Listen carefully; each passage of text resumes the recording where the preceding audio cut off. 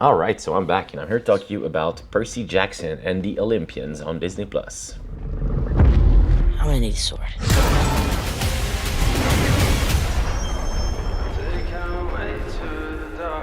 So don't forget to like and subscribe. That's always very helpful for the channel. So yeah, I'm gonna talk about Percy Jackson and the Olympians. It's a new series by Disney Plus, based on the novels, which are very popular. The books are like one of the best-selling franchise of all time, so it has its fan base, and a lot of people were looking forward to see that. Especially since some people didn't like the previous adaptation, like the writer himself.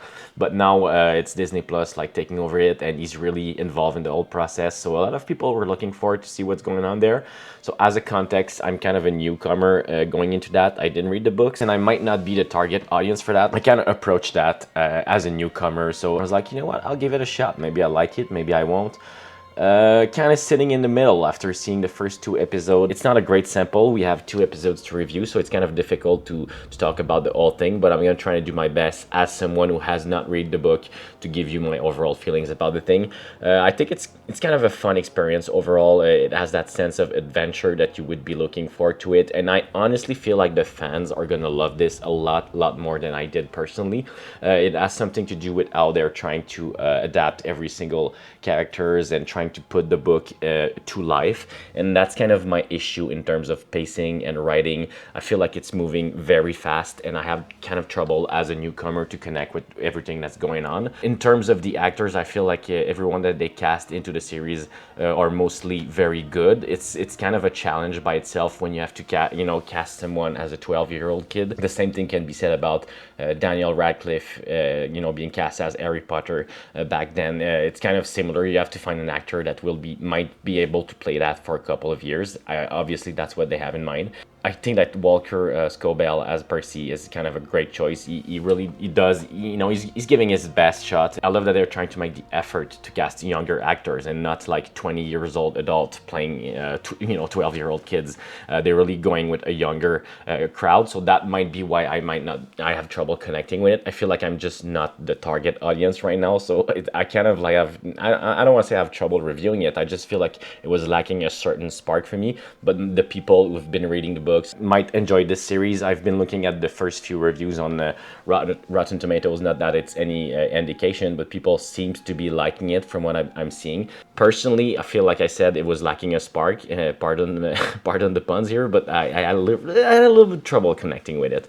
And in terms of how it's being made, my first few issues with it, it's kind of in terms of, like I said, with the pacing, and it moves very fast. They're trying to set up a lot of things, and I feel like there's some missing chapters. I feel like I'm missing some information because it moves so fast that at some point I have trouble connecting to everything that's going on. The first episode kind of like end on this emotional cliffhanger, which is at the base of the book. I'm not going to spoil anything, but I just want to say that this worked for me because I started to kind of like enjoy the characters at that moment. Also, to talk about the music by Bear McCreary, like he's a great composer. I love his work on a lot of things, but Godzilla King of the Monsters is one of my favorite soundtrack that I love to listen every now and then, so just love his work overall. But what he did here in Percy Jackson is really good overall, specifically when there's like an emotional crescendo. He plays that out very well. And to go back on the actors though, I kind of feel like it's hit and miss. Not everyone is working. You have like those very stereotypical high school bullies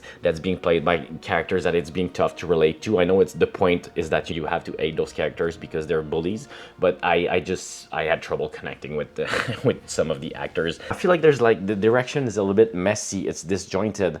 It's moving too fast. It doesn't allow some scenes to breathe. That was just my personal opinion as a newcomer. All the characters that you're designed to hate, you hate them, but you don't hate them with a passion. You know what I mean? Like you hate them just because they're ridiculous.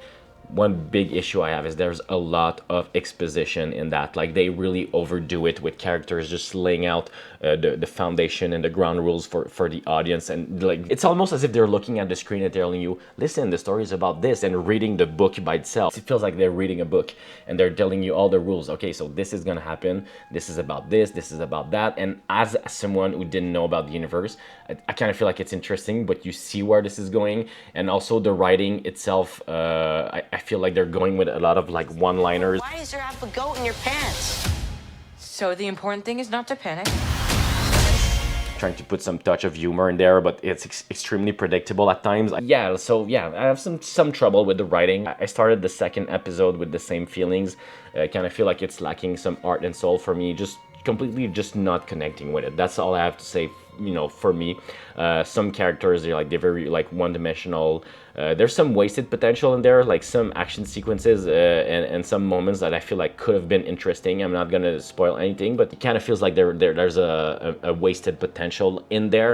Also, in terms of costume design, I don't know what the fuck is going on there. They all look like they're wearing like those Walmart t-shirts. It would have been fun to have some of the personality of those gods reflected into the costume design, instead of just having them wear like normal clothes, normal t-shirts. It just feels very bland. I feel like there's once again a wasted potential in there. If you love the book, maybe you're gonna love this. I don't know, just at some point you have like Percy Jackson flossing. He's doing like the flossing move, and I at this moment I was like, I'm too old for this shit. I'm getting too old for this shit. So that's it's just my overall feeling on the show. So yeah, I think the fans will love it. If you're a newcomer, you might also like it. Me personally had some trouble connecting with it and like just getting into the story. So I'm gonna go ahead and give it a 5 out of 10, but that's just my assessment for the first 2 episodes. Let's be clear, there's a lot of stuff left, and I'm actually curious to see the rest of it at this point, because I like some of the stuff in it. I feel like, once again, it has a nice sense of adventure. I love what they did with, some of the kid actors are really good. The music by Bear McCreary, I really like that. So I know, like, I feel like there's gonna be some emotional payoff at some point. Will I be able to stick with the show until the end? I don't know. And so this is what I thought. I'm gonna give it a 5 out of 10 for Percy Jackson. And yeah, don't forget to like and subscribe.